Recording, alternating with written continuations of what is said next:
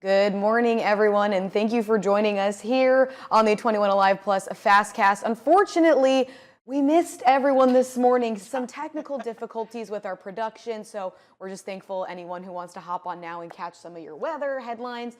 Liz, we were just talking about, I'll flip it back over, beautiful sunrise this morning. I mean, look at that out there.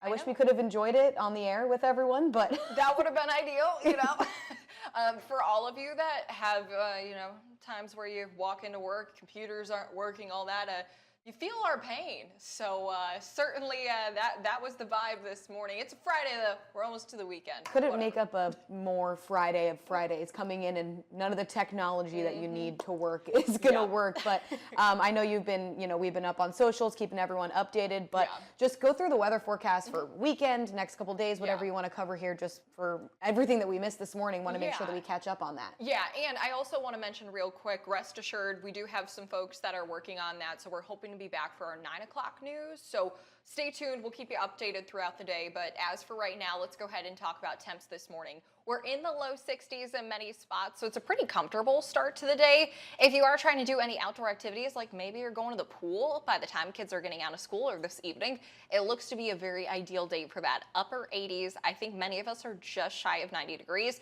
We have some sunshine and a few passing clouds, but otherwise, the dry conditions keeping things pretty nice. This is a look at future track. A few passing clouds today, but I think the sunshine beats out the cloud cover. No rain to talk about today, but there is the chance for a few stray showers or even a stray thunderstorm Saturday or Sunday. Your highest rain chance in that period is going to be late Saturday night into early Sunday morning.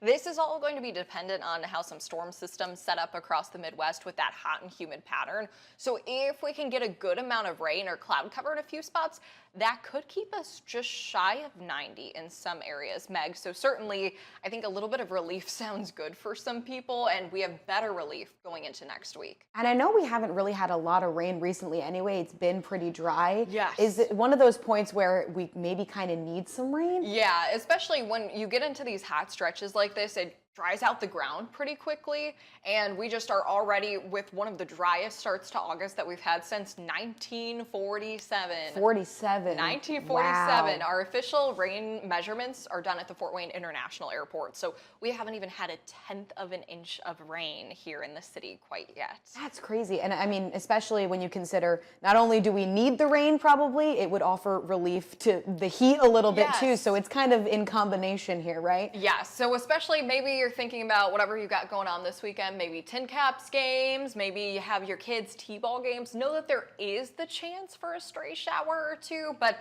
it would be a good thing because it would bring a little relief. All right, Liz. Well, thanks for the update. I know we always appreciate you coming on here and telling us the latest. We're going to take a look at some of your top headlines now, going through some of your top stories on your Friday morning. An arrest has been made in connection with a 10-year-old cold case in Fort Wayne.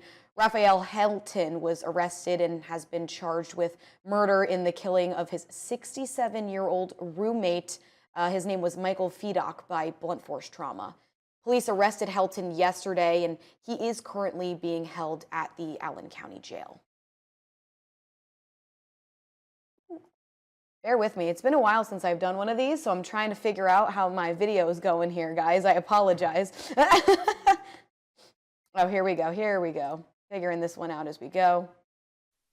The 10-Point Coalition has become back in Fort Wayne. They're training up again this season. It was once underway with Mayor Tom Henry, but once Mayor Sharon Tucker stepped in, it was put on pause. They are starting to relaunch the program starting in a southeast neighborhood. And yesterday, the founder of the Indianapolis 10-Point Coalition, Reverend Charles Harrison, he made his way up here to Fort Wayne to help out members of our group.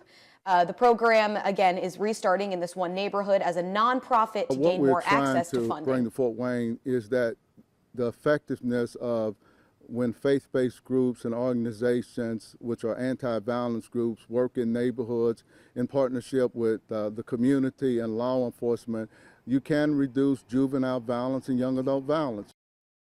To celebrate the relaunch of the coalition, they're hosting a cookout at New Grace Church running from 10 tomorrow morning to noon. And again, this is the relaunch of the 10-Point Coalition program. I was not speaking That wasn't right. about any other children. I wasn't speaking poorly. I mean, it was about my kid, and I felt like I had every right to do that. And I feel like every other parent has a right to record when it has to do with their child.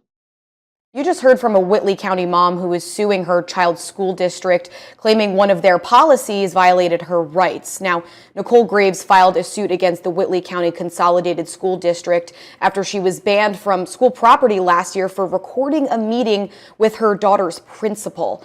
Now, WCCS policy does say you need permission from the superintendent to record private school meetings with the permission of them, of course. And now Graves, like I said earlier, is suing the district over the policy.